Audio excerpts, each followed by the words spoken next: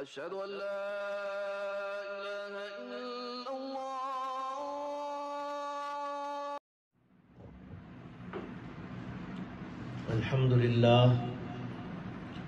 الحمد لله وكفى وسلام على عباده الذين اصطفى اما بعد. سامعین کرام، ہم سب اچھی طرح واقف ہیں کہ اس وقت فلسطین اور اس کے آس پاس کے علاقوں میں کیا ہو رہا ہے اور کیا ہوا ہے. اس صورتحال نے دنیا کے تمام مسلمانوں کو جھنجھوڑ کے رکھ دیا ہے اور سارے لوگ اس سلسلے میں پریشان ہیں.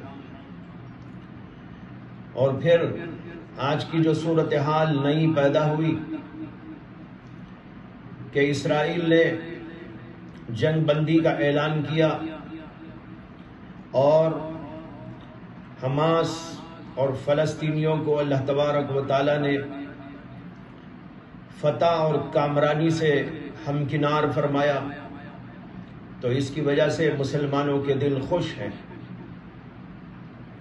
اسرائیل نے ایک طویل زمانے سے دہشت گردی، ظلم و زیادتی، سفاکی اور بربریت کا برابر مظاہرہ کیا ہے اور کرتا جا رہا ہے. اور پھر ابھی قریب میں جو حالات اور واقعات پیش آئے، اس سے بھی یہ بات کھل کر سامنے آ گئی کہ اسرائیل ایک دہشت گرد ملک ہے اور انسانیت دشمن ملک ہے، جس کے پاس انسانیت کی کوئی اہمیت نہیں ہے. معصوم بچوں کو، عورتوں کو اور ان لوگوں کو جو عام رعایا کے لوگ ہیں، ان سب کو نشانہ بنایا گیا اور ایسے علاقوں کو نشانہ بنایا گیا جہاں پر مظلوم لوگ ہیں، پریشان حال لوگ ہیں، اور ہاسپٹلوں کو اور ایسی جگہوں کو جن کے تباہ کرنے کا کوئی جواز کسی قسم کا پیدا ہی نہیں ہوگا. لیکن بہرحال عداوت نے، دشمنی نے، تعصب نے اور اس کی دہشت گردی نے اور اس کے ظلم دوست ہونے کے جذبے نے ان سب چیزوں پر اس کو ابھارا اور بہت کچھ تباہی مچایا. اور دوسری طرف سے فلسطینیوں اور نہتے لوگوں کی طرف سے اور حماس کی طرف سے اس کا جواب باقاعدہ دیا گیا. اور اللہ کا کرم ہوا، اللہ کا شکر ہے کہ اللہ تبارک و تعالیٰ نے نہتے لوگوں کو وہ فتح اور کامرانی عطا فرمائی جس کا بظاہر حالات تصور بھی نہیں کیا جا سکتا تھا. اسرائیل کے پاس ٹینکس موجود ہیں، زبردست اپ ٹو ڈیٹ قسم کے تمام ہتھیار موجود، بڑی قوت اور بڑی طاقت اور بڑی بڑی طاقتوں کا سپورٹ. لیکن اس کے باوجود نہتے لوگوں نے جو کچھ کہ ان کے بل بوتے ہو سکتا تھا وہ کیا، اور پھر دنیا نے کھلے آنکھوں دیکھ لیا کہ وہ دشمن جو آیا تھا تباہ کرنے کے لیے وہ خود اپنی راہ لے کر بھاگنے لگا. اور آج اللہ نے ان لوگوں کو فتح عطا فرمائی اور اسرائیل کو شکست فاش دے کر دنیا والوں پر ظاہر کر دیا کہ جو اللہ کے لیے قدم بڑھاتا ہے، جو اللہ کے لیے آگے بڑھتا ہے، اللہ تبارک و تعالی اس کو ہمیشہ فتح عطا فرماتے ہیں. بہرحال آج کے ان حالات کے تناظر میں اس وقت میں مجھے یہ عرض کرنا ہے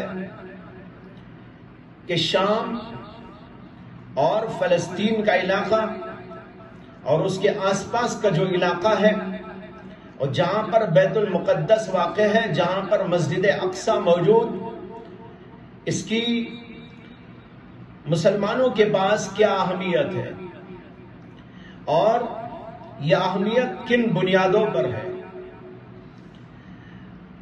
جو صورتحال اس وقت ہمارے سامنے آئی، اس سے یہ بھی سامنے آیا کہ بہت سارے مسلمانوں کو اس بات کی کوئی واقفیت نہیں ہے کہ وہ علاقہ اور وہ مسجد جس کے لیے یہ سب کچھ ہوا اور فلسطینیوں نے ایک طویل زمانے سے اس کی حفاظت کا کام انجام دیتے آ رہے ہیں، انہوں نے جو کچھ کیا اس کی اہمیت کیا ہے؟ بہت سے مسلمانوں کے نزدیک یہ جنگ ایک عام دو ملکوں کی جنگ کی طرح ہے، لیکن حقیقت یہ نہیں ہے۔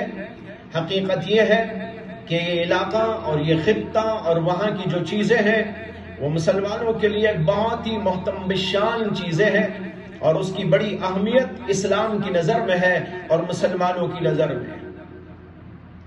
سب سے پہلے تو دیکھیے کہ سیدنا ابراہیم خلیل اللہ علیہ السلام اپنے علاقے سے ہجرت فرما کر اسی علاقے میں تشریف لائے تھے جہاں آج بیت المقدس واقع ہے اور جس کو ملک شام کہا جاتا ہے۔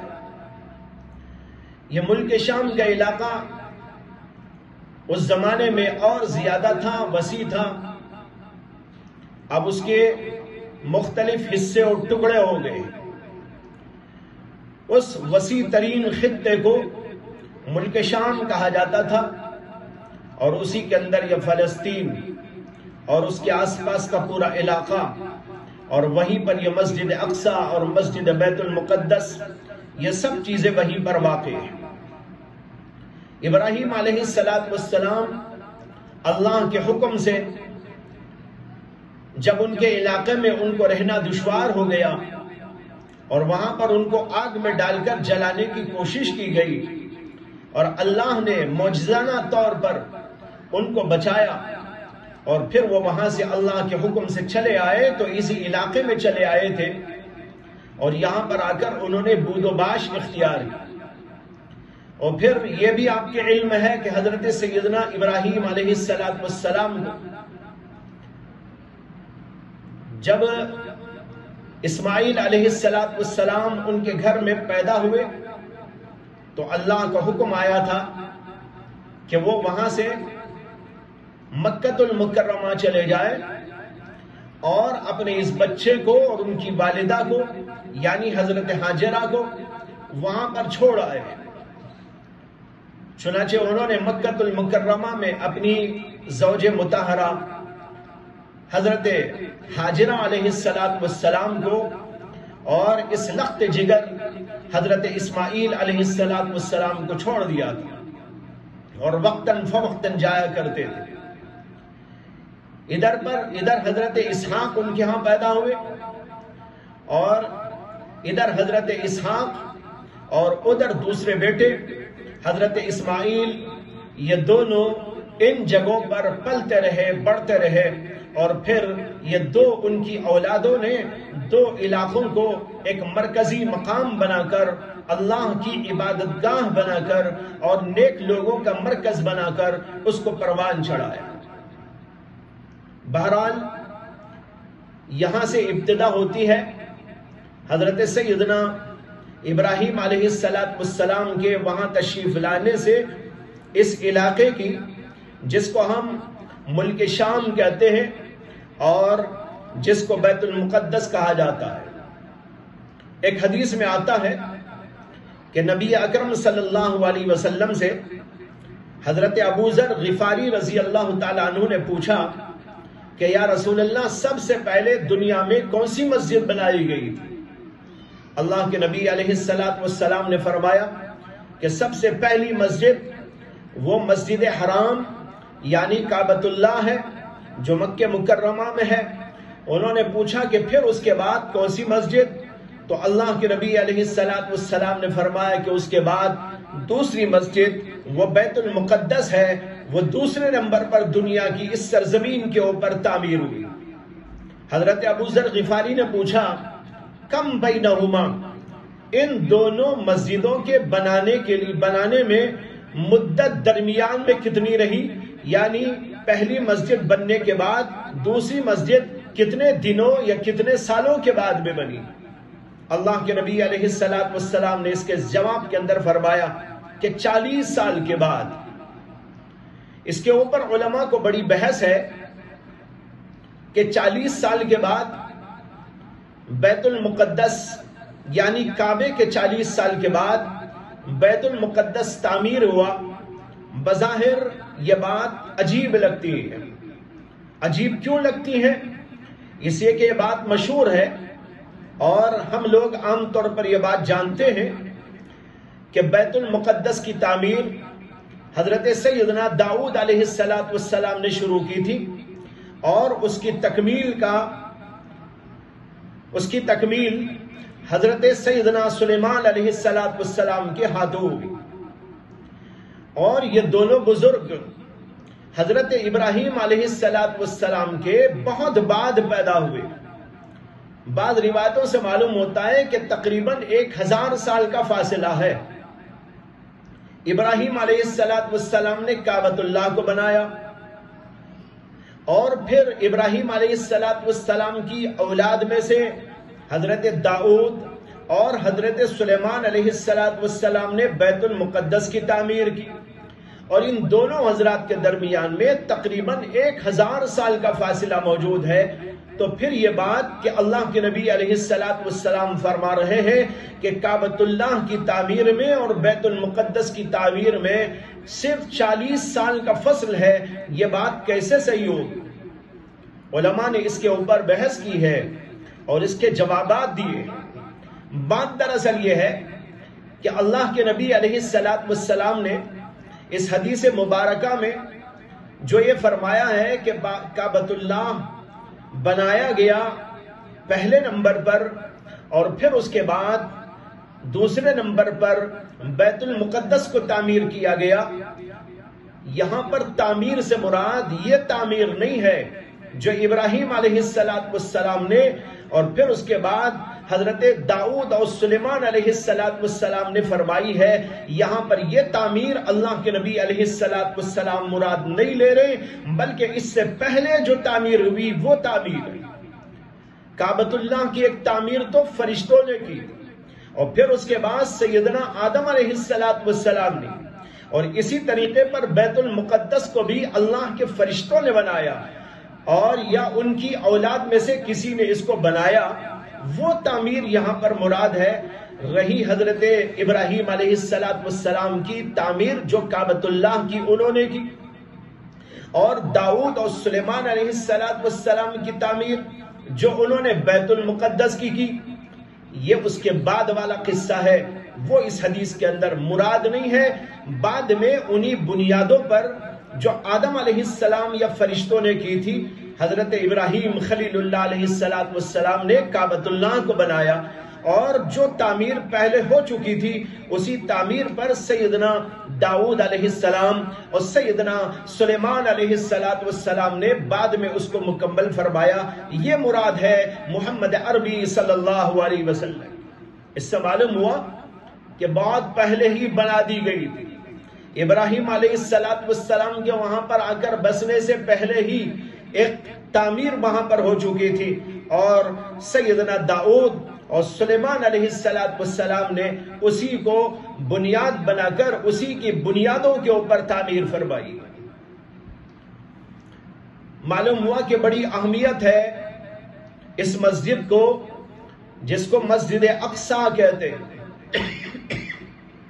قرآن کریم میں اللہ تبارک و تعالی نے اس مسجد کا ذکر فرمایا ہے، اور اس پورے علاقے کا بھی ذکر فرمایا ہے۔ ایک جگہ پر اللہ تعالیٰ نے نبی اکرم محمد عربی صلی اللہ علیہ وسلم کے معراج کا واقعہ ذکر کرتے ہوئے فرمایا، سبحان الذی اسری بعبدہ لیلا من المسجد الحرام الی المسجد الاقصی الذی بارکنا حولہ، یہاں پر اللہ کے نبی علیہ السلام کی معراج کا واقعہ بتایا گیا ہے کہ آپ کو مسجد حرام سے اللہ نے راتوں رات سیر کرائی اور بیت المقدس کو پہنچایا تھا۔ یہاں پر اس کا ذکر آیا الی المسجد الاقصی، اور اس مسجد اقصی کا ذکر کرتے ہوئے اللہ تعالیٰ نے یہاں پر ایک بات فرمائی، الذی بارکنا حولہ، وہ مسجد اقصی جس کے آس پاس کے پورے علاقے میں ہم نے برکتوں کو ڈال دیا ہے، اس کو بابرکت بنایا ہے، اس کو بڑا مبارک بنایا ہے۔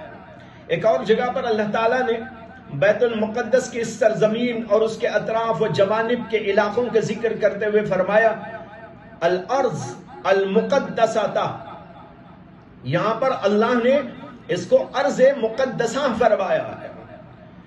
معلوم ہوا کہ مقدس سرزمین ہے، یہاں پر برکتوں کو اللہ نے پھیلا رکھا ہے۔ اس کی برکتیں ظاہری بھی ہیں، اس کی برکتیں باطنی بھی ہیں۔ باطنی برکت تو دیکھیے کہ اللہ تعالیٰ نے اس کو انبیاء کا مسکن بنایا، انبیاء بہت سے وہاں پیدا ہوئے، بہت سے انبیاء نے اس علاقے کو اپنا ٹھکانہ بنایا، اور نبی اکرم محمد عربی صلی اللہ علیہ وسلم کو بھی وہاں پر پہنچایا گیا اور وہاں کا نظارہ کرایا گیا، اور حضرت سیدنا ابراہیم علیہ السلام اور ان کی اولاد میں سے بہت سارے پیغمبر وہیں پر رہنے لگے تھے۔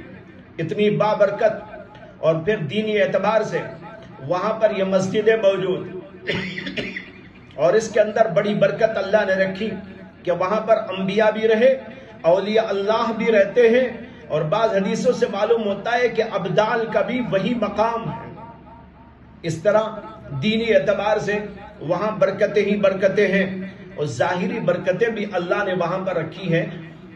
کہا جاتا ہے، روایات کے اندر موجود، کہ وہاں پر اللہ تبارک و تعالی نے بڑے باغات اور وہاں کے پھلوں کے اندر بہت رس، وہاں کے پھلوں کے اندر بہت برکت رکھی ہے، تو ظاہری اعتبار سے بھی وہاں پر برکتیں موجود ہیں، باطنی اعتبار سے بھی وہاں پر برکتیں موجود ہیں۔ اس کا ذکر اللہ نے فرمایا۔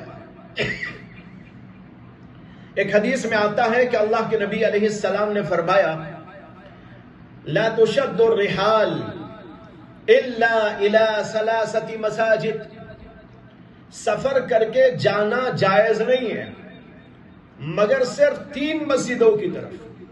اگر کوئی آدمی نماز پڑھنے کے لیے جانا چاہتا ہے تو سفر کر کے کسی اور مسجد کو جانا کہ میں نماز عصر پڑھنے کے لیے دلی کی جامع مسجد جاؤں گا، فلاں بادشاہ کی بنائی ہوئی مسجد کو جاؤں گا، تو اس کی یہ حرکت فضول ہے۔ جو مسجد اپنے علاقے کی ہے وہاں جو ثواب ملے گا وہی ثواب ہر مسجد کے اندر ملتا ہے۔ اس لیے فرمایا لا تشد الرحال، مگر 3 مسجدیں اس سے مستثنا ہیں، ان کے لیے مستقل سفر کر کے آپ جا سکتے ہیں۔ ایک کعبۃ اللہ، اس لیے کہ وہاں نماز پڑھنے کا ثواب 1 رکعت کا 1 لاکھ کے برابر ہے، اور دوسری مسجد نبوی ہے، وہاں بھی آپ سفر کر کے جا سکتے ہیں، اس لیے کہ وہاں پر ثواب ہے 1 رکعت کے اوپر 1000 رکعتوں کا، اور ایک ضعیف روایت میں یہ آتا ہے کہ 50,000 رکعتوں کے برابر ثواب۔ اور تیسری مسجد ہے بیت المقدس، یہاں بھی ثواب ہے، اس لیے ان 3 مسجدوں کی طرف سفر کر کے جا سکتے ہیں۔ بہرحال معلوم ہوا کہ یہ پورا خطہ، پورا علاقہ انبیاء کا مسکن، اولیاء اللہ کا ٹھکانہ، حضرات انبیاء اکرام علیہ السلام کے وہاں وارد ہونے اور وہاں پر عبادت کرنے کا موقع ہے، اس لیے بہت ہی مبارک یہ سرزمین ہے۔ پھر اس میں ایک اور فضیلت یہ ہے کہ یہ مسلمانوں کا قبلہ اولا بھی ہے۔ جب اللہ کے نبی علیہ السلام مدینہ طیبہ تشریف لائے تھے ہجرت فرما کر، تو 16 مہینے تک یا 17 مہینوں تک اللہ کے نبی علیہ السلام کو حکم دیا گیا تھا کہ آپ بیت المقدس کی طرف رخ کر کے نماز پڑھیں۔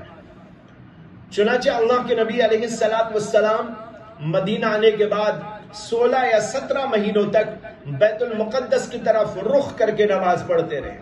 یہ بھی اس کی ایک بہت ہی اہم ترین فضیلت ہے. اور پھر اور ایک فضیلت اس مسجد کی یہ ہے کہ جب اللہ کے نبی علیہ السلام کو معراج نصیب ہوئی تو سب سے پہلے اللہ تبارک و تعالی نے وہاں پر ہی پہنچایا تھا بیت المقدس میں اللہ کے نبی علیہ السلام کو. اور وہاں پر ہمارے نبی علیہ السلام نے 1,24,000 انبیاء کرام علیہ السلام تشریف فرما تھے، یعنی ان کی روحیں وہاں پر تشریف فرما تھی. اور ہمارے نبی علیہ السلام جب پہنچے ہیں تمام کے تمام انبیاء نے کہا اے محمد صلی اللہ علیہ وسلم آپ آگے بڑھیں اور ہماری امامت کریں. اللہ کے نبی علیہ السلام نے 1,24,000 پیغمبروں کی امامت فرمائی.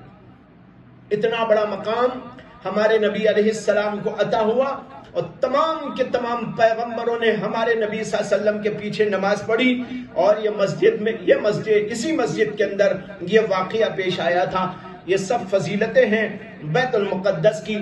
یہ فضیلتیں اپنی جگہ پر ہم لوگوں کو ذہن میں رکھنا چاہیے اور اس کی اہمیت کو ہمیشہ اجاگر کرتے رہنا چاہیے.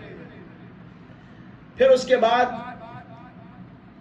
یہ عرض کرنا چاہتا ہوں کہ اس مسجد بیت المقدس اور اس کے علاقے کو حضرت سیدنا عمر بن خطاب رضی اللہ تعالیٰ عنہ نے اپنے زمانے میں فتح کیا تھا.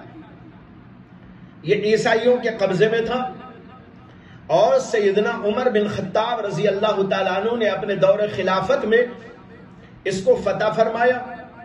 تاریخ کے اندر یہ واقعہ بڑا مشہور ہے اور بڑا عجیب و غریب واقعہ تھا.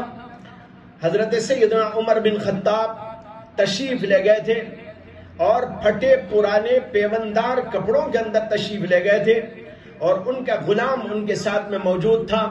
اور وہاں پر تشریف لے گئے تو جو وہاں کے پادری تھے وہ سب کے سب اپنی کتابوں کو لے آئے تھے دیکھنے کے لیے کہ کتابوں میں کیا لکھا ہوا ہے، اس ملک کو فتح کرنے والا کیسا ہوگا. انہوں نے کتابیں لا کر حضرت عمر کو دیکھنا شروع کر دیا، ان کے احوال کو دیکھنا شروع کر دیا.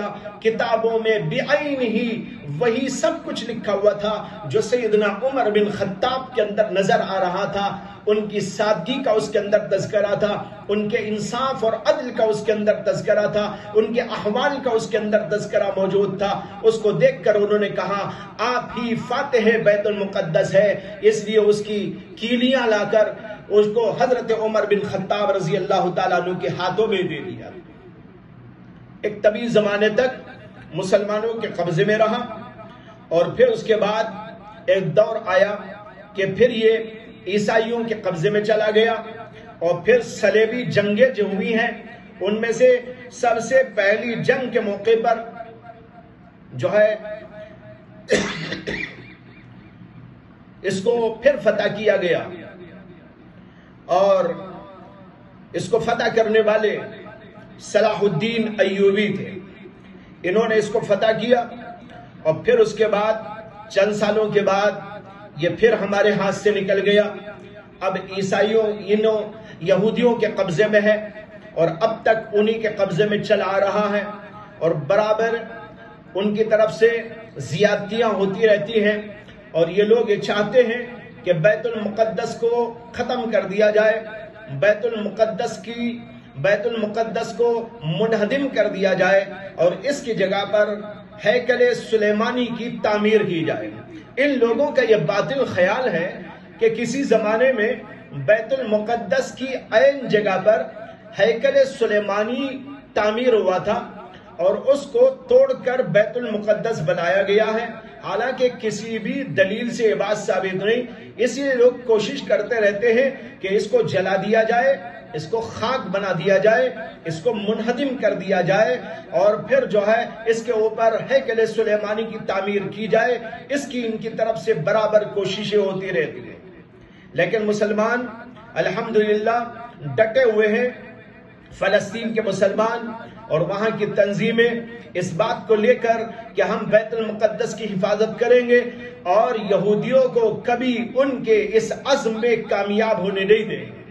یہی صورتحال ہے جو بار بار سامنے آتی رہتی ہے، بار بار سامنے آتی رہتی ہے۔ بھائیوں، اس وقت ایک اہم بات یہ بھی سنانا ہے کہ احادیث سے معلوم ہوتا ہے اسی علاقے میں آخری دور میں سیدنا عیسیٰ علیہ السلام کا نزول ہوگا، اور پھر حضرت مہدی بھی ان کے زمانے میں جب آئیں گے، یہ دونوں حضرات مل کر جنگیں کریں گے کفار کے خلاف، اور دجال بھی اترے گا اور اس کے خلاف کارروائیاں کی جائیں گی۔ یہ سب کارروائیاں اور یہ جنگیں اسی علاقے کے اندر ہونے والی ہیں۔